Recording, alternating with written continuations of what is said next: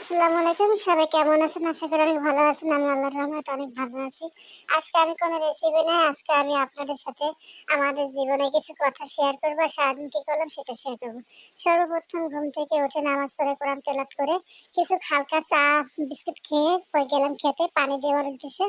আর আমি চিন্তা করলাম যে আমি যখন পানি দেবো একটুকু জায়গার ভিতরে অল্প ইচ্ছা করলে অনেক কিছু করা যায়, অল্প পরিমাণ জায়গা হলে সমস্যা হয় না যদি ঠিক মতন করা যায়।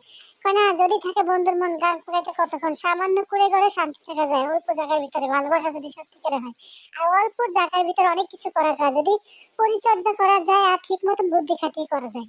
তা সেই জন্য আমি জায়গাগুলো ভাগ ভাগ ভাগ ভাগ করে নিয়েছি। এক ভাগের ভিতরে লিখেছি লাল শাক, মূলা শাক, আর এক সাইড লাগাইছি আপনার পালং শাক লাগাইছি আমি, অনেক কিছু লাগাইছি। এখানে লাউ গাছ আছে, টমেটো গাছ আছে, মিষ্টি কুমড়া গাছ আছে, সিম গাছ আছে, বরবটি গাছ আছে, পেঁপে গাছ আছে। মাঝে মাঝে দেখেন ইচ্ছে করলে অনেক কিছুই খাওয়া যায়, আমরা সাধ্যের মধ্যে সবকিছুই পারি। আর এখানে দেখেন বয়স দেওয়ার সময় আমার মেয়েটা অনেক বিরক্ত করছে। আমার মেয়েটা যদি বয়সে কোনো জায়গায় কোনো ভুল ত্রুটি হয় প্লিজ ক্ষমা দৃষ্টিতে দেখবেন। আর বিন্দু পরিমাণে যদি আপনাদের কাছে ভালো লেগে থাকে, আর আমার নতুন একজন লোক কিভাবে কথা বলতে হয় কিভাবে চলতে হয় আমি জানি না, কিভাবে ভিডিও কথা তা বুঝি না, প্লিজ আপনারা আমার সাপোর্ট করবেন আর ভুল ত্রুটি ক্ষমা দৃষ্টিতে দেখবেন। আর ভালো লাগলে লাইক কমেন্ট শেয়ার করে সাবস্ক্রাইব করে বন্ধু হয়ে পাশে থাকবেন, কারণ আমরা নতুন এক একজন ইউটিউবার এক একজন। আর এখান থেকে কতগুলো মানুষ ধোকা দেয় কিভাবে আমাকে এটা হাইব্রিডে করলা বলে বিক্রি করছে। চারাটা লাগাইছি, আমার আম্মা বলছে এটা উস্তা, আমি কই না হাইব্রিড। পরে এখন দেখি না উস্তাই হলাম, যাক মায়ের কথা সে ফলে গেল, মামিরদের কথা ঠিক আছে।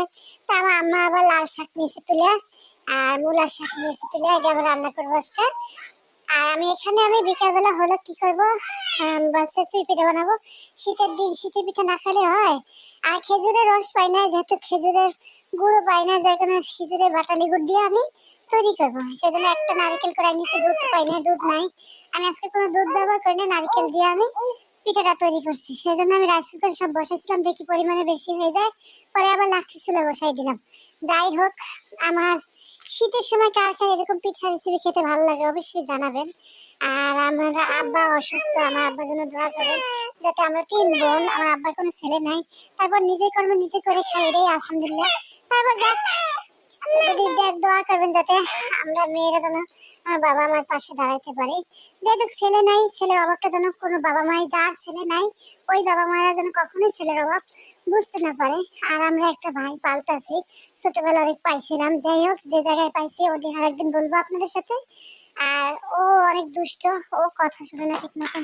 তাই ওর আশা করে তো লাভ নাই, যার যার কর্ম তার তার করে খাওয়াই ভালো। সবাই ভালো থাকবেন। আল্লাহ হাফেজ।